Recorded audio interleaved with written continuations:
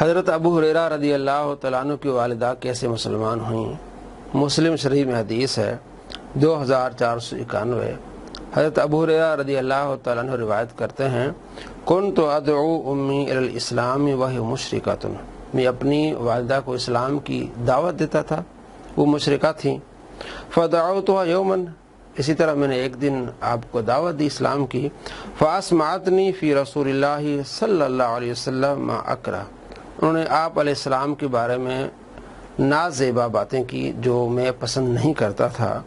فاتیت رسول اللہ صلی اللہ علیہ وسلم وانا ابکی، میں آپ صلی اللہ تعالی علیہ وآلہ وسلم کی بارگاہ میں آیا، وانا ابکی، اور میں رو رہا تھا۔ قلت یا رسول اللہ صلی اللہ علیہ وسلم، نے عرض کیا یا رسول اللہ ادعو اللہ ان یہدی ام ابی ہریرہ رضی اللہ عنہ، یا رسول اللہ دعا کیجئے کہ اللہ کریم ابو ہریرہ کی والدہ کو ہدایت عطا فرمایا۔ فقال، آپ علیہ السلام نے دعا کی، اللہم اہد ام ابی ہریرہ رضی اللہ عنہ، الہی ابو ہریرہ کی والدہ کو ہدایت عطا فرما۔ جب آپ علیہ السلام نے دعا فرمائی، فخرجت مستبشرا، میں دوڑا نکلا مستبشرا، خوشی سے، بے دعوت نبی صلی اللہ علیہ وسلم، آپ علیہ السلام کی دعا کے سبب کہ آپ علیہ السلام نے دعا کی ہے تو میری والدہ اسلام لائیں گی، تو میں خوشی خوشی اپنے گھر کی طرف۔ فلما سرت الی الباب، جب میں گھر کے دروازے پر پہنچا، فاذا ہوا مجافن، دروازہ بند تھا۔ خوشی سے آیا کہ میں دیکھوں کہ میری والدہ مسلمان ہوئی ہیں، جب میں دروازے پر آیا تو دروازہ بند تھا۔ فسمعت امی خشف قدمی، میری والدہ نے میرے چلنے کی آہٹ کو سنا۔ فقالت، کہنے لگی، مکانک یا ابا ہریرہ، اے ابو ہریرہ اپنی جگہ پر کھڑے ہو جا۔ وسمعت خدخدۃ الماء، تو میں نے پانی کے گرنے کی آواز کو سنا۔ فاغتسلت فلبست درعها، میری والدہ نے غسل کیا اور کپڑے پہنے۔ وعجلت عن خمارها، اور جلدی جلدی سے چادر اوڑی۔ ففتحت الباب، دروازہ کھولا۔ ثم قالت، پھر کہنے لگی، یا ابا ہریرہ، اے ابو ہریرہ، اشہد ان لا الہ الا اللہ واشہد ان محمدا عبدہ ورسولہ، میں گواہی دیتی ہوں کہ اللہ کے سوا کوئی معبود نہیں ہے، اور محمد صلی اللہ تعالی علیہ وآلہ وسلم اللہ کے بندے اور اس کے رسول ہیں۔ فرجعت الی رسول اللہ صلی اللہ علیہ وسلم، جب یہ میں نے خوشخبری دیکھی، آپ میری والدہ مسلمان ہوئی، میں آپ علیہ السلام کی بارگاہ میں پھر دوبارہ گیا۔ وانا ابکی من الفرح، اب میں جو رو رہا تھا میری آنکھوں سے آنسو خوشی کے آنسو تھے، پہلے پریشانی کے آنسو تھے۔ میری والدہ نے کچھ باتیں کی، میں پریشان ہو کے آپ علیہ السلام کی بارگاہ میں گیا، روتا ہوا۔ آپ صلی اللہ تعالی علیہ وآلہ وسلم نے دعا کی تو خوشی سے میں گھر کی طرف آیا، گھر کا دروازہ بند تھا، تو میری والدہ نے میرے چلنے کی آواز کو سنا تو فرمایا، ابو ہریرہ اپنی جگہ پر کھڑے ہو جاؤ۔ میں نے سنا کہ اندر سے پانی گرنے کی آواز آ رہی ہے، تو میری والدہ غسل فرما رہی تھی، غسل فرما کے جلدی دروازہ کھولا اور کہا، اشہد ان لا الہ الا اللہ واشہد ان محمدا عبدہ ورسولہ۔ اب میں روتا ہوا، خوشی کے آنسو بہاتا ہوا آپ صلی اللہ تعالی علیہ وآلہ وسلم کی بارگاہ میں گیا۔ فحمد اللہ، آپ علیہ السلام نے اللہ کی حمد کی۔ وقال خیرہ، فرمایا بہت اچھی بات ہے کہ آپ کی والدہ اسلام لے آئیں۔ تو صحابہ کرام علیہ رضوان آپ صلی اللہ تعالی علیہ وآلہ وسلم کی بارگاہ میں جا کے دعائیں کراتے تھے۔ اور ایک صحابی کا واقعہ ہے، ابن ماجہ میں 1385 نمبر حدیث ہے کہ آپ صلی اللہ تعالی علیہ وآلہ وسلم کی بارگاہ میں ایک نابینا صحابی آتے ہیں اور عرض کرتے ہیں، یا رسول اللہ صلی اللہ علیہ وسلم میرے لیے دعا کریں کہ اللہ میری بینائی لوٹا دے۔ تو آپ صلی اللہ تعالی علیہ وآلہ وسلم نے ارشاد فرمایا، اگر تم صبر کرو تو یہ تمہارے لیے بہتر ہے۔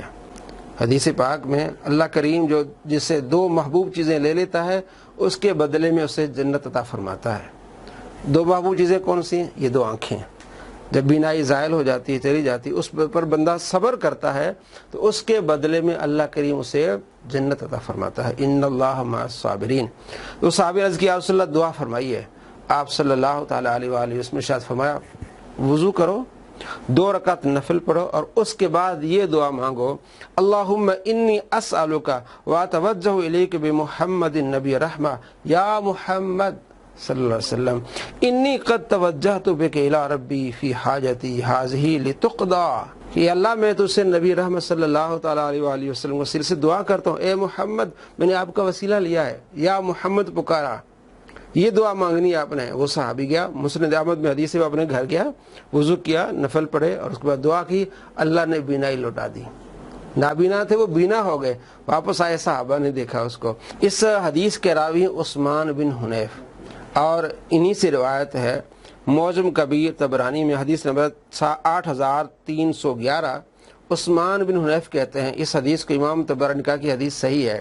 عثمان بن حنیف کہتے ہیں کہ میرے پاس ایک شخص آیا، اس نے کہا جی عثمان غنی رضی اللہ تعالیٰ عنہ کے پاس میں جاتا ہوں، مجھے موقع نہیں ملتا، میرا کام نہیں ہو رہا۔ یعنی عثمان غنی رضی اللہ تعالیٰ عنہ جب خلیفہ تھے اس وقت کی بات ہے، تو عثمان بن حنیف کہتے ہیں کہ میرے پاس آیا تو میں نے کہا تم جا کے وضو کرو، 2 رکعت نفل پڑھو اور یہ دعا مانگو، تمہارا کام ہو جائے گا۔ انہوں نے ایسا ہی کیا، وضو کیا، 2 رکعت نفل پڑھے اور یہ دعا مانگی، اور عثمان غنی رضی اللہ تعالیٰ عنہ کی بارگاہ میں گئے، دربان آپ کو اندر لے گیا، آپ کا کام ہو گیا۔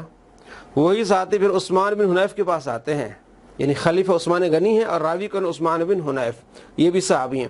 عثمان بن حنیف کے پاس آتے ہیں شکریہ ادا کرنے کے لیے کہ آپ کا شکریہ، آپ نے میرا کام کر دیا، آپ نے سفارش کی۔ فرمایا نہیں، کوئی سفارش نہیں کی، میں آپ صلی اللہ تعالیٰ علیہ وآلہ وسلم کی بارگاہ میں موجود تھا، ایک نابینا شخص آیا تھا، اس کو آپ صلی اللہ تعالیٰ علیہ وآلہ وسلم نے یہ دعا سکھائی تھی، تو آج میں نے بھی جب اس کی بینائی لوٹ آئی تو میں نے بھی یہ آپ کو سکھایا تاکہ تیرا بھی کام ہو جائے۔ تو اس سے معلوم ہوا کوئی بھی پریشانی ہو تو یہ ایک وظیفہ ہے، 2 رکعت نفل پڑھیں وضو کر کے اور اس کے بعد یہ دعا مانگی، انشاءاللہ العزیز وہ کام ہو جائے گا۔ ایک بات ہے۔ دوسری بات، آپ صلی اللہ تعالیٰ علیہ وآلہ وسلم کے وسیلے سے دعا مانگنا۔ جب آپ علیہ السلام موجود تھے اس وقت بھی آپ علیہ السلام سے جا کے صحابہ کرام علیہ رضوان جا کے کہتے تھے، عرض کرتے یا رسول اللہ دعا کیجئے، اور آپ کا وسیلہ لیتے تھے۔ آج بھی ہم آپ صلی اللہ تعالیٰ علیہ وآلہ وسلم کا وسیلہ لے سکتے ہیں، یہ حدیث ہمارے پاس موجود ہے۔ عثمان بن حنیف روایت کرتے ہیں، معجم الکبیر میں یہ حدیث ہے 8311۔ امام طبرانی فرماتے ہیں یہ حدیث کیا ہے؟ صحیح ہے۔ اسی طرح آپ صلی اللہ تعالیٰ علیہ وآلہ وسلم کے جو دیوانے ہیں، آپ صلی اللہ تعالیٰ علیہ وآلہ وسلم کے عاشق ہیں، اولیاء کرام ہیں، ان کے پاس بھی لوگ جاتے ہیں دعا کرانے کے لیے۔ بخاری شریف میں حدیث 6502، آپ صلی اللہ تعالیٰ علیہ وآلہ وسلم روایت کرتے ہیں، اللہ کریم فرماتے ہیں، حدیث قدسی ہے کہ جو فرائض مکمل کرتے ہیں، نوافل کی کثرت کرتے ہیں، میں ان کے پاؤں ہو جاتا ہوں، میں ان کی زبان ہو جاتا ہوں، میں ان کے آنکھ، میں ان کے ہاتھ بن جاتا ہوں، جب وہ مجھ سے مانگتے ہیں تو میں انہیں ضرور عطا کرتا ہوں۔ تو اس لیے مسلمان اولیاء کرام کے پاس جاتے ہیں، اگر وہ زندہ ہیں ان سے دعا کراتے ہیں، اللہ کریم دعا قبول فرماتے ہیں، اور فوت ہو جائے تو ان کے وسیلے سے دعا کی جاتی ہے۔ اہل سنت کا عقیدہ ہے کہ آپ صلی اللہ تعالیٰ علیہ وآلہ وسلم کے زمانے میں آپ صلی اللہ تعالیٰ علیہ وآلہ وسلم کا وسیلہ لیا جاتا تھا، اور اس کے بعد بھی آپ صلی اللہ تعالیٰ علیہ وآلہ وسلم کا وسیلہ لیا جا سکتا ہے، یہ جائز ہے، مستحسن ہے۔ بخاری شریف میں حدیث ہے 1010، حضرت عمر رضی اللہ تعالیٰ عنہ نے حضرت عباس رضی اللہ تعالیٰ عنہ کو لے آئے اور ان کے وسیلے سے دعا کی کہ جب آپ صلی اللہ تعالیٰ علیہ وآلہ وسلم دنیا میں موجود ہوتے تھے آپ کے وسیلے سے دعا کرتے تھے، اب آپ چچا ہیں تو آپ کے وسیلے سے دعا کر رہے ہیں، اللہ کریم بارش عطا فرمائے۔ تو اس روایت کو لے کے کچھ حضرات جو ہیں وہ یہ کہتے ہیں جناب صرف زندوں کا وسیلہ لیا جا سکتا ہے، جو فوت ہوئے ان کا وسیلہ نہیں لیا جا سکتا۔ ہم کہتے ہیں ایسی بات نہیں، زندوں کا بھی لیا جا سکتا ہے، یہ ایک مثال ہے زندوں کی کہ آپ علیہ السلام کا بھی لیا جا سکتا ہے، اور آپ صلی اللہ تعالیٰ علیہ وآلہ وسلم کے رشتہ داروں کا بھی لیا جا سکتا ہے، اور آج بھی ہم آپ علیہ السلام کا وسیلہ لے سکتے ہیں۔ وسیلے کی کئی قسم ہیں، مثال کے طور پر سنن دارمی میں روایت ہے 93، حضرت عائشہ رضی اللہ تعالیٰ عنہ کے پاس لوگ آتے ہیں، مدینے میں قحط پڑ گیا کہ آپ دعا کریں، تو آپ نے کیا کیا؟ آپ نے فرمایا سرکار دو عالم صلی اللہ تعالیٰ علیہ وآلہ وسلم کی قبر انور کے اوپر جو گنبد ہے، جو چھت ہے، اس کو آپ کھول دیں کہ آپ علیہ السلام کی قبر انور اور آسمان کے درمیان کوئی چیز حائل نہ ہو، تو انشاءاللہ بارش ہو جائے گی۔ ایسا ہی کیا تو بارش ہو گئی۔ یہ بھی جو ہے روایت صحیح روایت ہے۔ تو معلوم کیا ہوا کہ صرف زندوں کا وسیلہ اگر لازمی ہوتا پھر حضرت عائشہ رضی اللہ تعالیٰ عنہ کیا فرماتی ہیں؟ جاؤ حسن کے پاس لے جاؤ یا حسین کے پاس لے جاؤ رضی اللہ عنہ، وہ اس وقت زندہ تھے، تو وہ بھی زندوں سے وسیلہ یعنی ان کے وسیلے سے دعا مانگنا یہ بھی ٹھیک ہے، یہ بھی طریقہ ٹھیک ہے، اور آپ صلی اللہ تعالیٰ علیہ وآلہ وسلم کے آج بھی وسیلے سے دعا مانگنا جائز ہے۔ اہل سنت مانتے ہیں، دیوبند مانتے ہیں، اور اہل حدیث جو وہ اس کی بہت زیادہ مخالفت کرتے ہیں۔ تو اہل حدیث کے 3 جو علماء ہیں ان کی کتابوں سے میں آپ کو حوالے دیتا ہوں، جو وہ یہ مانتے ہیں کہ آج بھی آپ صلی اللہ تعالیٰ علیہ وآلہ وسلم کے وسیلے سے دعا کی جا سکتی ہے، ان میں سے ان کے بہت بڑے چوٹی کے عالم ہیں علامہ ابن تیمیہ، ان کی کتاب ہے قاعدہ جلیلہ فی التوسل والوسیلہ، کہتے ہیں صفحہ نمبر 5 اور 6، کہتے ہیں اللہ کریم کی بارگاہ میں وسیلہ پیش کرنا صرف حضور نبی اکرم صلی اللہ تعالیٰ علیہ وآلہ وسلم پر ایمان اور آپ صلی اللہ تعالیٰ علیہ وآلہ وسلم کی اتباع کی وجہ سے ہے، اور آپ صلی اللہ تعالیٰ علیہ وآلہ وسلم کی اتباع اور آپ صلی اللہ تعالیٰ علیہ وآلہ وسلم پر ایمان کی وجہ سے یہ توسل ہر ایک پر ہر حال میں ظاہراً باطناً اور آپ صلی اللہ تعالیٰ علیہ وآلہ وسلم کی حیات میں اور وفات کے بعد موجودگی و غیبوبت میں فرض ہے۔ کہتے فرض ہے، آپ صلی اللہ تعالیٰ علیہ وآلہ وسلم وسیلہ حیات میں تھے، اس وقت بھی آپ علیہ السلام کو وسیلہ لینا فرض تھا، اور آج اگر آپ موجود نہیں ہیں تب بھی وفات کے بعد بھی آپ صلی اللہ تعالیٰ علیہ وآلہ وسلم کو وسیلہ لینا کیا ہے؟ فرض ہے۔ یہ اہل حدیث کے بہت بڑے عالم ہیں، اور یہی پتنی اپنے بزرگوں کو نہیں مانتے، ان کی تحقیق کو نہیں مانتے۔ دوسرے ان کے چوٹی کے عالم ہیں علامہ شوکانی، ان کی کتاب ہے الدر الندید فی اخلاص کلمت التوحید، صفحہ نمبر 6 پہ لکھتے ہیں حضور نبی اکرم صلی اللہ تعالیٰ علیہ وآلہ وسلم سے توسل آپ صلی اللہ تعالیٰ علیہ وآلہ وسلم کی حیات میں بھی ہے اور وصال کے بعد بھی ہے، علامہ شوکانی۔ اور اسی طرح ان کے شیخ عبد الرحمن مبارک پوری وہ بھی لکھتے ہیں، اور اسی طرح نواب صدیق حسن خان بھوپالی بھی لکھتے ہیں۔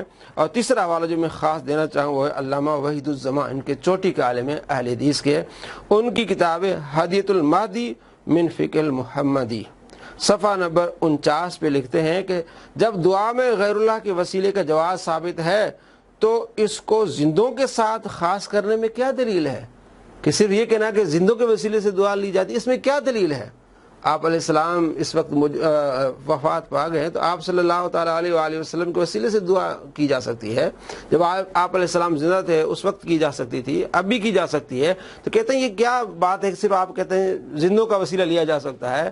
تو یہ ان کی مخالفت کر رہے ہیں جو آج کل کے اہل حدیث غیر مقلدین ہیں، بالخصوص یہ اس کا انکار کرتے ہیں۔ یہ 3 میں نے حوالے دی، اس کے علاوہ کثیر تعداد میں حوالے ہیں، جتنے بھی پرانے اہل حدیث کے علماء سب مانتے تھے، لیکن آج کل والے نہیں مانتے، آج کل والے نہیں مانتے، اس کی زور و شور سے مخالفت کرتے ہیں۔